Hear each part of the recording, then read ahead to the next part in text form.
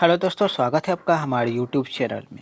आज की वीडियो में हम लोग समझने वाले हैं कि औरंगजेब ने राजपूत के लिए क्या क्या नीतियां लाई थी। ठीक है, औरंगजेब जो कि मुगल सम्राट रहे थे और उस समय औरंगजेब के समय में और ये उसके पहले के समय में उस समय राजपूत जो थे उस समय बहुत बहादुर समझे जाते थे। राजपूत लोग लड़ाइयाँ लड़ने में कभी भी पीछे नहीं हटते थे और कभी भी युद्ध के मैदान में पीठ दिखा के नहीं भागते थे। इस वजह से राजपूत उस समय सबसे बहादुरों की गिनती में समझा जाता था।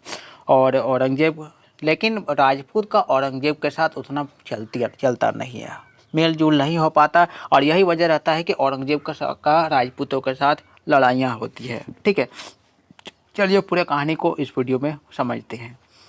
तो देखिए, अकबर के सुदृढ़ राजपूत नीति के कारण मुगल साम्राज्य लंबे समय तक अस्तित्व में रहा। ठीक है, जो हम अकबर की बात कर रहे हैं, औरंगजेब से पहले अकबर था और उस समय क्या क्या था, राजपूतों के साथ अकबर का अच्छा रिश्ता था, अच्छा संबंध था, मेल जोल के साथ रहते थे, अच्छे से काम करते थे। वह अकबर का समय था। और ये भी याद समझिए कि मध्यकाल में राजपूत भारतीय लोगों में सबसे बहादुर होते थे। यानी जो जितना भी राजपूत लोग होते थे सभी बहादुर होते थे, मैंने पहले ही बताया। और राजपूतों के समर्थन के कारण ही मुगल साम्राज्य अपने क्षेत्रीय शिखर पर पहुंचा था। ये और अकबर के समय की बात करें, अकबर के समय में अकबर जो थे वो राजपूतों को अपने साथ लेकर चलते थे और यही वजह था कि मुगल भी बहुत ज़्यादा दिन तक वहाँ पर टिक पाए और बहुत सारी लड़ाइयाँ वो जीत पाए थे। इसके अलावा जहांगीर और शाहजहां के समय में भी राजपूत मुगलों के मित्र बने रहे। देखिए, अकबर के बाद शाहजहां आया, उसके बाद जहांगीर भी आया, जहांगीर के बाद शाहजहां, यानी ये सब के समय जब था उनका राजपूतों के साथ अच्छा संबंध था, मेल जोल के साथ रहते थे। लेकिन जब औरंगजेब का समय आया तो इसका जस्ट उल्टा हो गया। क्या किया कि औरंगजेब ने राजपूतों पर संदेह करने लगे, शक करने लगे कि कहीं ये लड़ाइयों में हमारा धोखा ना दे, हमें धोखा ना दे। और इस वजह से औरंगजेब ने क्या किया, उनकी जो स्वतंत्रताएं दी गई थी उन्हें नष्ट कर दिया। ठीक है, उनके जो अधिकार दिए गए उन्हें कम कर दिया और इसके अलावा उसने मारवाड़ राज्य कब्जे में कर लिया। ठीक है, और जब ये सारी चीज़ हुआ तो राजपूत भी कहाँ चुप रहने वाले थे। ठीक है, तो इस कारण उसके जो नेता थे दुर्गादास ने मुगल के खिलाफ हथियार उठा लिए। यानी कि अब ऐसा समय आ गया जब मुगल, यानी कि औरंगजेब के समय का जो मुगल थे और जो राजपूत थे उनके बीच अब टेंशन बढ़ने लगी, अब लड़ाइयाँ होने के कगार पर पहुंच गए थे। वहीं दूसरा एक समय एक जगह था जो दुर्गादास ने मुगलों के खिलाफ हथियार उठा लिए, तो दूसरी तरफ राजा मेवाड़, जो मेवाड़ के राजा थे राणा राज सिंह ने भी औरंगजेब के धार्मिक नीति और घृणित जजिया कर को फिर से लागू करने के खिलाफ मुगलों के खिलाफ हथियार उठा लिए थे। क्योंकि औरंगजेब ने क्या किया था कि जजिया कर लगा दिया था, यानी कि गैर मुस्लिम लोगों को कर देना पड़ता था और यही वजह था कि राजपूत लोग और गुस्से में आ गए। ठीक है, और दो तरफा अगर औरंगजेब को घेरने की कोशिश में लगे रहे राजपूत, तो इस प्रकार औरंगजेब के खिलाफ राजपूत युद्ध शुरू हुआ और उन्होंने चतुराई से उनके बेटे शहजादे अकबर को अपने पक्ष में कर लिया। देखिए, राजपूतों ने क्या क्या किया, राजपूतों ने औरंगजेब के बेटे को अपनी तरफ कर लिया। ठीक है, अपनी तरफ करके उसके पिता के खिलाफ, यानी कि औरंगजेब के खिलाफ भड़का दिया था और उनसे जो वादा कर दिया था कि तुमको ही राजा बना देंगे। औरंगजेब जब मर जाएगा तो ये वादा किया कि उसके बेटे को राजा बना देंगे, खाली तुम्हें हमारा साथ देना है, यानी कि औरंगजेब को साथ देना है।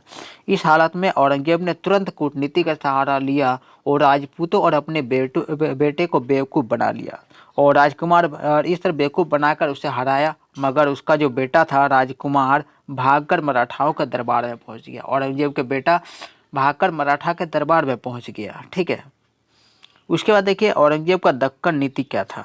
तो शिवाजी के नेतृत्व में मराठों का उदय हुआ था। हमें सबको मालूम है कि मराठे अगर चरम तक पहुंचे थे तो शिवाजी की वजह से पहुंचे थे। वो क्या थे, औरंगजेब का सबसे बड़ा दुश्मन बन गया था और उसने मुगलों को कई बार हराया भी था। ये जो शिवाजी थे, जो मराठा का विकास करने वाले थे, उसने और मुगलों को कई बार हराया भी था। तो यानी कि अगर बोला जाए कि मुगलों को हराने वाले में बहुत माहिर थे शिवाजी। शिवाजी ने दक्षिण में एक स्वतंत्र मराठा राज्य बनाया। जब तक शिवाजी जीवित थे औरंगजेब ने उनके खिलाफ लड़ाइयाँ नहीं लड़ी। देखिए, जब तक शिवाजी जिंदा था औरंगजेब को मालूम था शिवाजी बहुत चतुर है, बहुत चालाक है, उनसे हम जीत नहीं पाएंगे। लेकिन जब तक जिंदा थे शिवाजी, औरंगजेब ने उससे लड़ाइयाँ नहीं लड़ी। लेकिन जैसे ही शिवाजी की मौत होती है वो लड़ाई शुरू कर देता है, ठीक है।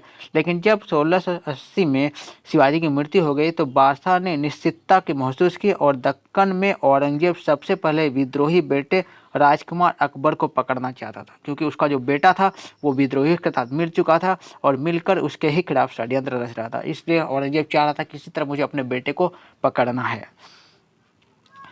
चाहता था। लेकिन उसका बेटा क्या करता, फारस भाग जाता वहाँ से। उसने बीजापुर पर आक्रमण किया और भयंकर संघर्ष के बाद आदिल शाही सुल्तान ने समर्पण कर दिया, ठीक है। बड़ी लड़ाइयाँ हुई लेकिन आदिल शाही सुल्तान ने आत्मसमर्पण कर दिया। अगले ही साल 1687 में औरंगजेब ने गोलकुंडा पर आक्रमण कर दिया। यानी कि औरंगजेब का जो राजपूत के साथ लड़ाइयाँ थी वो हमेशा चलती रही। उसके आगे क्या होता है देखिए, बीजापुर और गोलकुंडा पर विजय प्राप्त करने के बाद औरंगजेब ने मराठों की ओर रुख किया। ये दो जगह जीतने के बाद औरंगजेब आगे बढ़ता है और वह मराठों पर आक्रमण करने का फिराक में लगा रहता है। मराठा राजा शंभू जी ने बहादुरी से लड़ाइयाँ लड़ी, लेकिन 1689 में उन्हें पराजित कर दिया गया। यानी कि मराठा के राजा शंभू जी का हार होता है शिवाजी से, औरंगजेब से। शंभू जी के मृत्यु के साथ ही मराठा युद्ध समाप्त नहीं हुआ, बल्कि असली युद्ध तो उसके बाद शुरू हुआ। हर मराठा नेता एक योद्धा के रूप में उभरा।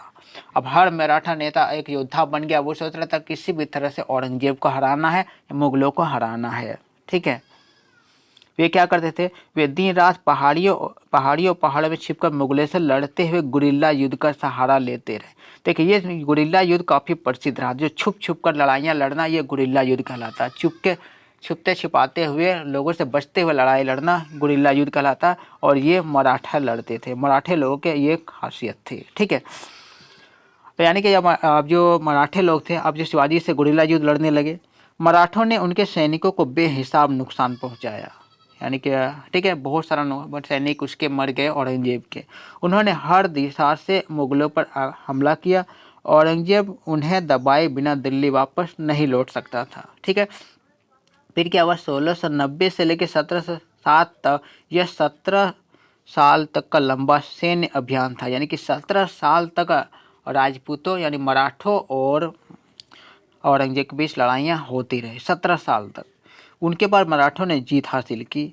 औरंगजेब दक्कन युद्ध से बर्बाद हो गया था। ऐसी स्थिति में औरंगजेब की मृत्यु हो जाती है।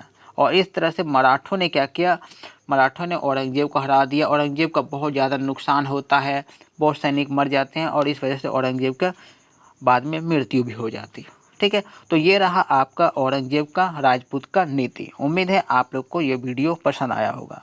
अगर पसंद आया होगा तो आप लोग लाइक कर दें वीडियो को और दोस्तों में शेयर कर दें। और आप लोग का कोई सुझाव है आप लोग कमेंट करके बता सकते हैं। इसके अलावा आपको कोई किसी टॉपिक पर वीडियो चाहिए तो भी आप कमेंट करके बता सकते हैं।